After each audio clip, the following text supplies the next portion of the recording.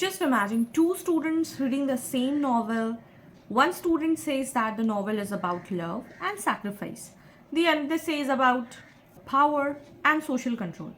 So the question is, does the text already contain the meaning?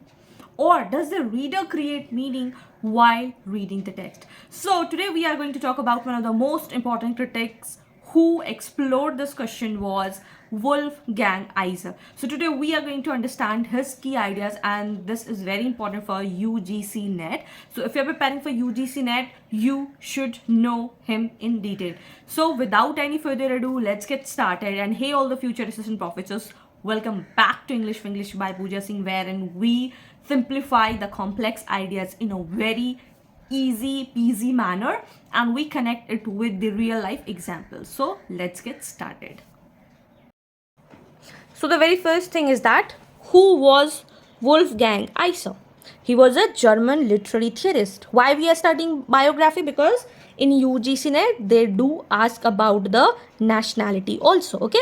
And he was one of the founders of the reception theory. He worked at the University of Constance in Germany, which became famous for developing the reception aesthetics. Now, unlike traditional critics who focus only on the text, Iser argued that literature becomes meaningful only when a reader interacts with it. So reading is an active process. Okay, so now we'll be discussing the two important books by Iser are The Implied Reader, published in 1974, and The Act of Reading, 1978. It is very important. Please take a screenshot of it because they do ask in the UGC NET and a lot of PYQs have been asked from this particular work. Okay, now what is reception aesthetics? Now the very first thing is that I'll give you the meaning of aesthetics. Aesthetics is that any form of beauty that gives you pleasure is called aesthetics. Is now not the aesthetics that you see on Instagram की photos लगा रहे हैं, aesthetic wall बना रहे हैं. It is not that looking good. It is anything beautiful, any form of beauty that gives you pleasure. If it is giving you pleasure by putting all the photo frames on it, it is aesthetics. Okay, it can be planting also. So now reception aesthetics, the theory developed by Iser is called the reception aesthetics. And now what is that? Reception aesthetics studies how readers receives and interpret literary text. Now according to Iser, text is what? Incomplete on its own. It needs a reader to actualize its meaning. Obviously, if anything is written, it cannot be, get the meaning out of it. So, literature exists between the text and the reader, that you might all be aware of it. Okay. Now, what are the two kinds of meaning in literature? So, I also believe that literary meaning has two dimensions. The very first is artistic meaning. This refers to the text itself, like it includes word, structure, narrative techniques, characters, and that part is created by author. You have to understand artistic meaning is created by who? It is created by author, and these are the things that you will be getting in your statement type question. So please understand it. You have to understand it rather than cramming it. Ki artistic meaning comes from the author. Now aesthetic meaning comes from the reader's experience of the text. So like when readers imagine scenes, interpret characters and connect ideas, they create aesthetic meaning. So meaning is created through the interaction between the text and the reader. Now again, what is implied reader and what is actual reader? So implied reader is that it is the one of the most important concepts. Implied reader is not the real person. It is a reader imagined by the text itself.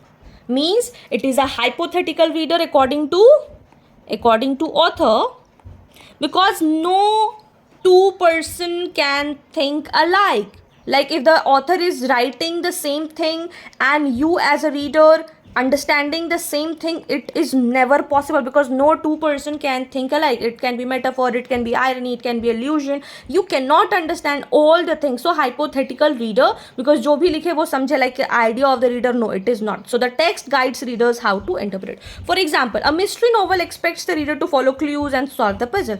So the text designed for a particular type of reader, and this idea is called the implied reader. Now who is the actual reader? So the actual reader is a real person reading the text.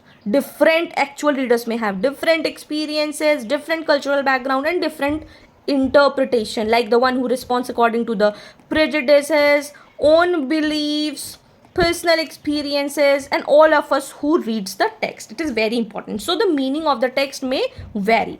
Now, for example, I'll give you an example, and I love giving the real life example. So consider the novel Pride and Prejudice by Jane Austen, very famous work. The implied reader understands the social manners and irony of this story. Okay, this everybody will understand, but the actual reader may interpret the novel different depending on their background. Some readers may focus on romance. If they are in love, they will feel that it is a romance. Other may focus on the class and the gender roles. If somebody is feminist, they will be thinking like that. So interpretation changes based on the reader, and this is very important concept. Please take a screenshot of it, pause here and take a screenshot of it, and this is going to be very helpful from the point of PhD. If you are going to do PhD, how you have to understand the theory. Now I will teach you what is a concept of gaps. As I always give you the example, I'll take one page off from here. For example, I always give you example. Just think of a yellow cup. Just think of a yellow cup. Okay.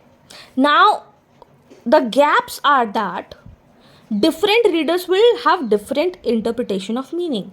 Now, the yellow I am thinking is of lemon yellow. Girls can relate to with me because yellow have hundreds of shades. Okay, you might be thinking of ochre yellow. Somebody can have think of light yellow. Somebody can think of haldi yellow. Somebody can think of mango yellow. Right, so there will be a lot of yellows.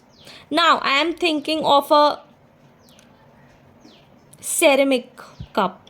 You can think of a steel cup, but it is painted outside with yellow. You can think of end numbers, and this is the gap. This is the gap which is left for the readers which I am talking about. I have just talked about the yellow cup. Now you are free. You are allowed to think of that gaps and fill it with your own imaginations, right? So this idea of the gap is very important because we can say no to single interpretation of the text, right? So another important idea is gaps. Literary text often leave missing information that I gave, and readers must fill gaps using imagination. I hope you have understood this example. So for example, novel describes a house briefly. Now readers are imagining the details of themselves. Like if you want a high villa, you can go for that. If you want a panoramic view villa, if you can want a sea facing villa, so this you can imagine of yourself. Okay, so that gaps process makes reading interactive and creative. What are the key ideas? I also believe that reading is not passive. Readers actively imagine, interpret, and connect ideas. So that's why literature becomes meaningful through the act of reading, and that is why I keep on saying, please read. Keep on reading. This will help. So remember these exam facts. Reception aesthetics means associated with Wolfgang Iser. An implied reader concept, it is also introduced by Iser. For example, questions for the concept of implied reader was proposed by Wolfgang Iser. And reception aesthetics is associated with who? It is associated with reader response theory. So that's what it. That's it for today's video. If you found this video helpful, do not forget to like, share with your friends, those who are preparing for UGC NET.